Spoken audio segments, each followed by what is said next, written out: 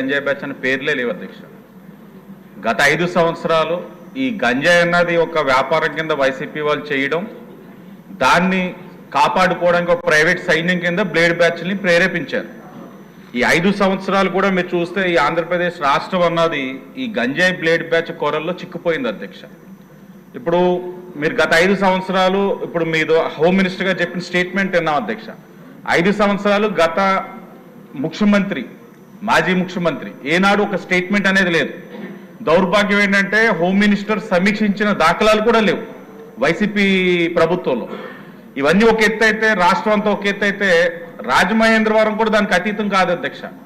ఎన్నికల ముందు ద్వారంపూడి విక్రమ్ రెడ్డి తెలంగాణలో కోట్లాది రూపాయలు విలువ చేసే గంజాయి మాదక ద్రవ్యాలతోటి దొరకడం, అతను మూలాలు అన్వేషిస్తే ఆనాడున్న ప్రజాప్రతినిధులు, ఒక ఎంపీ, మా యొక్క ప్రాంతం ఒక వైసీపీ రీజనల్ కోఆర్డినేటర్స్ వీళ్ళతో ఉన్న సత్సంబంధాలు అంటే ప్రత్యక్షంగా పరోక్షంగా ఆ అగ్ర నాయకత్వమే దాన్ని ప్రేరేపించి ప్రోత్సహించారు అధ్యక్ష.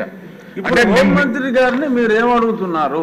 అడుగుతున్నాం అధ్యక్ష. అదే ఇప్పుడు ఆ అంశం ఏంటన్నది ప్రజలు తెలియజేసి ఆ చెప్పిన సమాధానం సరిపోయింది. 2 minutes అధ్యక్ష. లెట్ మీ కంక్లూడ్ అధ్యక్ష. అంటే మేము చెప్పేది ఏంటంటే ఈ అంశాన్ని ప్రజల నుంచి కూడా రాబట్టడానికి ఇప్పుడు రాజమహేంద్రవరంలోనే మీ భద్రత మా బాధ్యతను కార్యక్రమం చేసాం. పోలీస్ డిపార్ట్మెంట్ తోటి మహిళలందరినీ కూడా చైతన్యపరిచే కార్యక్రమం చేసాం.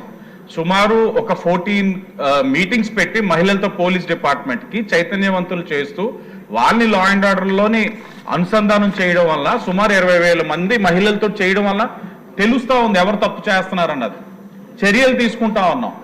ఈ 5 months లోనే సుమారు ఒక 57 మంది మీద గంజాయి కేసు పెట్టాము, 4-5 మీద రౌడీ షీట్ చేయించాం. కానీ ఇవి సరిపోవట్లా, వాళ్ళకి భయం అనేది ఉండట్లా. అరెస్ట్ అవుతా ఉన్నారు, జైలుకి వెళ్తా ఉన్నారు. నేను మీ ద్వారా హోమ్ మినిస్టర్ గారికి కూడా చెప్తా ఉన్నాం, జైలు డిపార్ట్మెంట్ పైన కూడా సర్వేలెన్స్ ఉండాలి. ఎందుకంటే కడప ప్రస్తుత ఎమ్మెల్యే జగన్మోహన్ రెడ్డి పుణ్యమాన నేను కూడా 11 రోజులు జైల్లో ఉన్నాం. అంటే మాకు అర్థమైంది ఏంటంటే 11 రోజుల్లోనే మనం అరెస్ట్ చేయించి జైలు పంపించేసాం అనుకుంటున్నాం. కానీ లోపల గంజాయి పండించేవాడు ఉంటున్నాడు, గంజాయి ట్రాన్స్పోర్ట్ చేసేవాడు ఉంటున్నాడు, గంజాయి వ్యాపారం చేసేవాడు ఉంటున్నాడు. ముగ్గురు నీట్గా జైలు లోపలే మాట్లాడుకొని బయట వ్యాపారం చేస్తున్నారు ఫోన్ల ద్వారా మాట్లాడుకొని.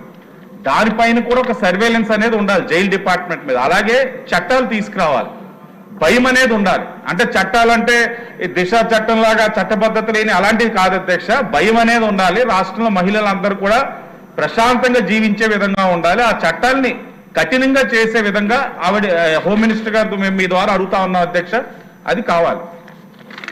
ఇంకొకళ్ళు అయ్యాక ఒకేసారి సమాధానం చెప్పండి అమ్మా.